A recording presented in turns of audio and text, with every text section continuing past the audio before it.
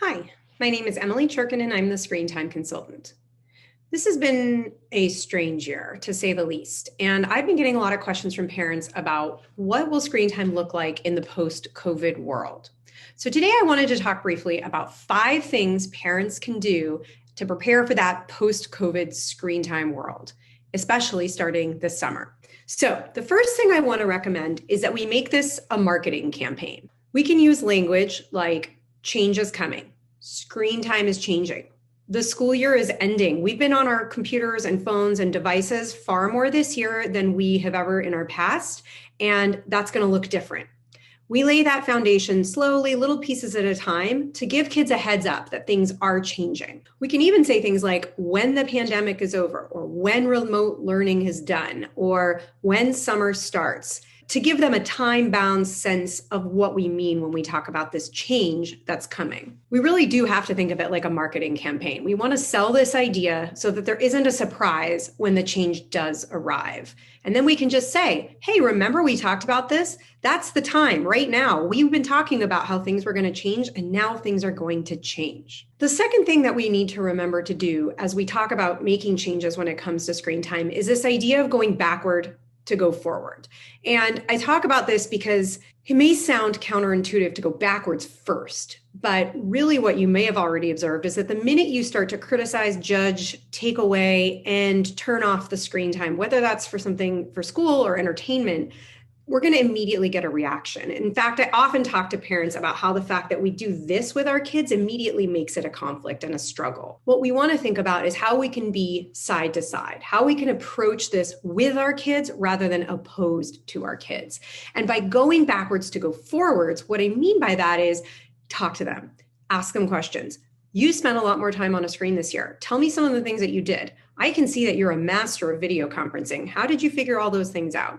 You might even say things like, what is something you like about this app or this video game or this social media platform that you've been using? And the key here is not to put in your judgment about it. The key is to provide them an opportunity to tell you what they're interested in.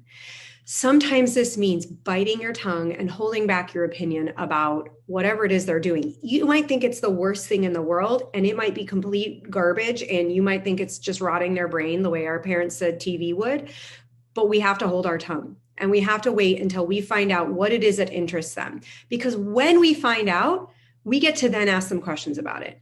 And then what we're doing is we are laying this foundation for having a conversation about screens. When we approach it from a with them rather than an against them, we are much more likely to make some progress in making changes or establishing new limits going forward. The other thing I really recommend is that parents start small. We've got to think about 1 or 2 key things. This is true at any time, but especially as we transition out of this year or more of remote learning and into a summer schedule. The non-negotiables are the things that you won't bend on. They are the things that there's just no negotiating. That's the rule. End of story. And the problems that parents run into is when we have a 2-page list of non-negotiables. We need literally 1 or 2 to start with, because you can't take on an entire list and be successful. I'll tell you right now that it won't work. So you need to pick 1 or 2 things that you really feel are most important. So for this summer, maybe it's we're not going to do any screen time after dinner time, or maybe it's Sunday is a screen-free day, or I don't know. Again, your non-negotiable is going to be specific to your family and your schedule and your needs and your values, but you're going to make it super clear. So when you can define it and be really clear about it, your kids will start to say, oh, that's the non-negotiable. And yeah, it means you let a lot of that other stuff go, because what you're doing, again, is you're making these foundational things, putting them into place so that you can build on them in the future. One of the other most important things that parents can do this summer is prioritize what has been displaced. So it's just a input-output thing here. when we spend time on a screen, it is time we are not spending doing something else. This year, we spent a lot of time on screens, displacing things that we had to in some parts because of necessity and for safety reasons, but now which are starting to change. So we are, as vaccines increase, spending more time out in the world with people again. And while it's socially awkward and we're all going to fumble through it, we need to remember that those things that were displaced are going to come back, and they are incredibly important for our children. And in particular, I'm talking about social interaction and play. So again, based on your family's comfort level and where you live and virus rates, you have to make the choice that's best for your family.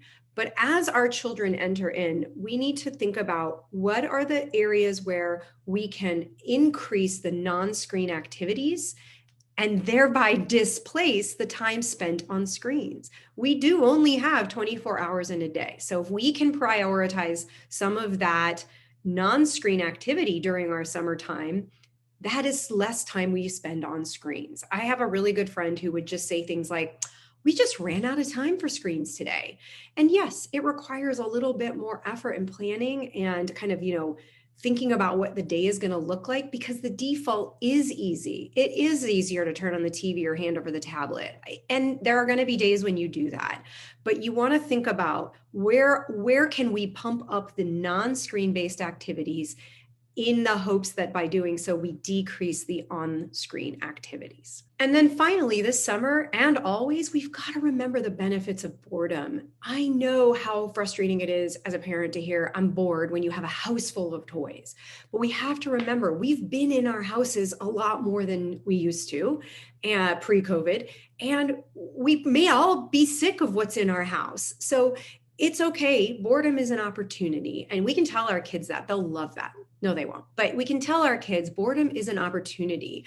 And what are the things that when we're bored, we can turn to? We can talk to our kids about this. We can make lists ahead of time so that when they use that word bored, we can go, hey, when we talked about this, let's go back and check that list. What did we say we could do when we felt bored? What are ways we can mix up what's happening now so that boredom isn't taking over? The other thing is just accept boredom as it is. Boredom is a healthy, great, normal thing. And it is the birthplace of creativity. I love reading all these stories about COVID pandemic baking and art projects that are starting to emerge after this year. And I think we need to give kids an opportunity to stretch and flex that muscle as well, too. Sometimes it's maybe they will need a prompt or a get started. And of course, there's lots of different ideas for that. I recommend Screen-Free Parenting as a great source for ideas about that. But the key is to give them just the gentle enough nudge so that they can go and then make their own fun and explore. This has been a hard year. There has been more screen time than we had ever thought possible in our lives. We have an opportunity this summer to give our kids back a little bit of that normalcy, reduce some of the time on screens, and remember what it is to be a child. Thanks for watching. I'll talk to you soon. So, what is some of the non-negotiables in your family, and where and then we would like, and things are changing. And a guy just walked by, and that was kind of creepy. So I'm going to re-record that. Doing a lot of things that we are displacing a lot of things that weren't. Okay.